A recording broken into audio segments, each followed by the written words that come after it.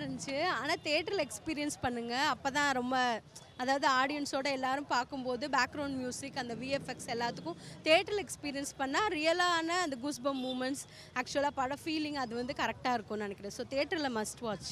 ருக்மணியோட acting எவ்வளோ பிடிச்சிருந்தது? As மதராசிலலாம் ஒரு சட்டிலான ஆக்டிங் பார்த்துருப்போம். இதில் வேற மாதிரி இருக்கு. அது எவ்வளோ உங்களுக்கு கனெக்ட் ஆச்சு?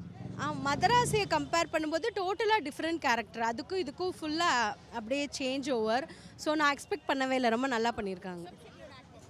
அவரோட ஆக்டிங் ஆல்ரெடி நம்ம பார்த்தேன். ஸோ சூப்பராக பண்ணியிருக்காரு. அந்த அந்த இதாக பண்ணுறது டிவைனாக பண்ணுறதுல ரொம்ப அப்படியே நமக்கு வந்து கனெக்ட் ஆகிற மாதிரி பண்ணியிருக்காரு.